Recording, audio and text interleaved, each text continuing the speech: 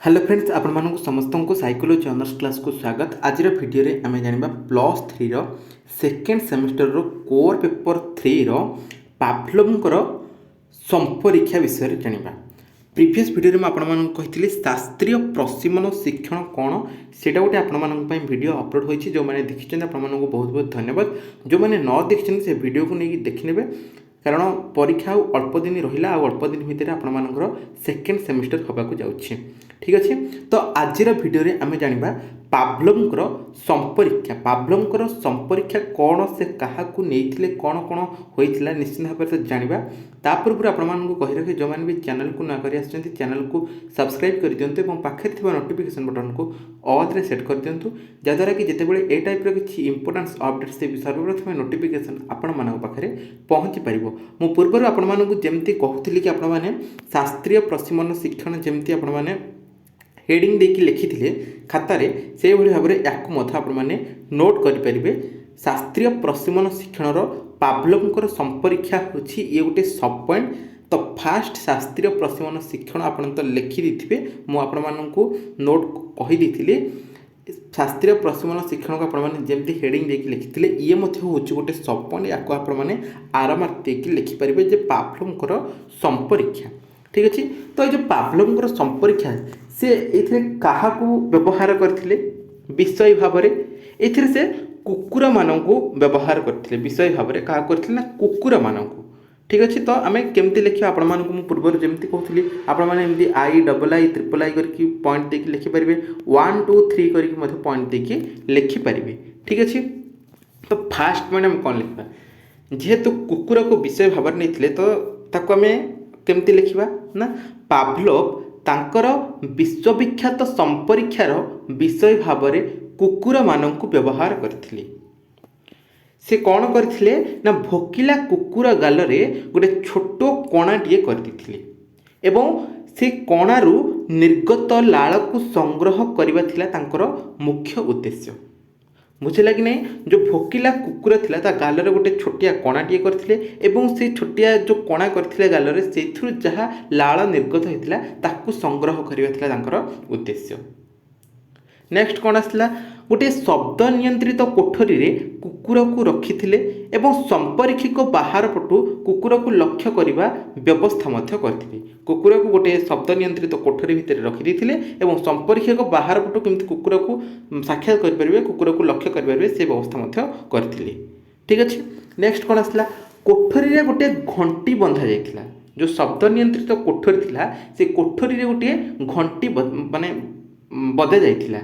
ठीक अच्छे कि आउ कौन कराइथिला आ से घंटी बाजिबार प्राय 5 सेकेंड पर कुकुर को किसी मांस गुंड खाइबा को दिगला। बुझेगा जो शब्द नियंत्रित कोठरी रही से कौन थिला ना संपरीक्षक बाहर पटो केमती कुकुर को लक्ष्य करेंगे से व्यवस्था थिला। सेठी गोटे घंटी बजा जाइथिला एवं घंटी बाजिबार 5 सेकेंड पर कुकुर को मांस गुंड खाइबा को दिगला।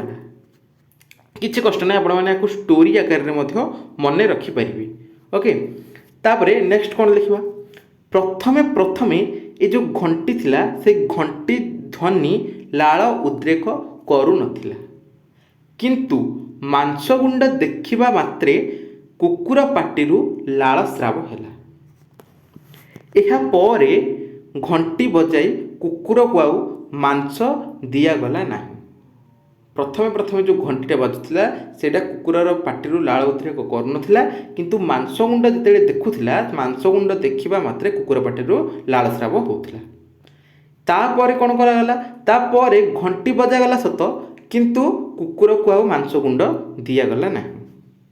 सेठी कौन लक्ष्य कराइथिला सेठी लक्ष्य करा जाइथिला जे मांसगुंडर अनुपस्थिति रे मध्य केवल घंटी शब्द जो कुकुर पाटिरू लाल निर्गत होउछि।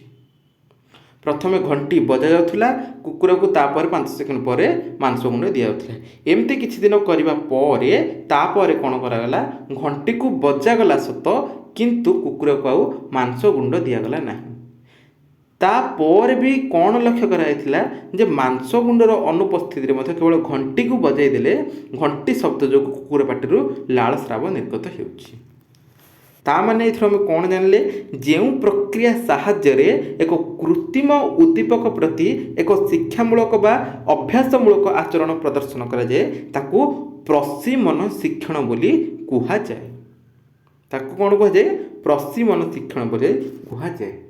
ठीक अच्छे। तापर नेक्स्ट पॉइंट कौन लिखा नेक्स्ट पॉइंट लिखा किम्बल ओ जर्मेजी किम्बल ओ जर्मेजी मतरे शास्त्रीय प्रशिमन को प्रयोगशाला प्रयोग कर दैनंदिन जीवन में विभिन्न घटनारू यार उदाहरण मिलते। किए कहते किम्बल आउ जर्मेजी पाभ्लोव शास्त्रीय प्रशिमन पद्धतिर मुख्य नियम है कौन घंटी बाजिबा पर खाद्य निश्चय विषय को दि जावा आवश्यक से अनुक्रिया प्रदर्शन करू बा न करू। तो ये हूँ पाभ्लोव संपरीक्षा मु पार्ट पार्ट करके वीडियो आनी बोली आपण मानकु कहिथिली। प्रथमे आपण मानक पई गोटे वीडियो अपलोड होछि शास्त्रीय प्रशिमन शिक्षण वर्तमान वीडियो हूँ पाभ्लोव संपरीक्षा वर्तमान वीडियो में जानले एवं नेक्स्ट वीडियो आपण मानक पई आनिबी उद्दीपक सामान्यकरण बा आमे ताको कहि परिबा व्याप्तिकरण तार सब पॉइंट जाक गुड़ाई अच्छी तेणु करके मुझे पार्ट पार्ट करके वीडियो आणुची गोटे वीडियो आपण मानकु सब किछि कहिदेले वीडियोटी बहुत लंबा होइछिबो एवं आपण माने विरक्त मध्ये होइछिबे तेणु करके मु पार्ट पार्ट करके आपण मानक पई वीडियो आणुची आपण माने वीडियो को देखंतु एवं जहाँ भी आपण माने बुझुचंती जहाँ भी आपण मानकु कहूची ताकू नोट करि दियंतु जहाँ फल आगो को आपण मानकर +3 सेकेंड सेमिस्टर आछी आपण माने भलसे लिखि परिबे सेमिस्टर रे भलसे लिखि परिबे एवं रिजल्ट मध्ये आपनकर बहुत भला आसीबो। ठीक अच्छे। तो यही भिडियोटी सब सांगसाथी मानक मत शेयर करते जद्वारा से चाहिए नोट करें। ओके। तो वर्तमान वीडियो आम जानिले पाभ्लोव संपरीक्षा नेक्स्ट वीडियो जाना उद्दीपक सामान्यकरण व्याप्तिकरण वर्तमान वीडियो एति देखा आउ एक वीडियो रहिले। नमस्कार।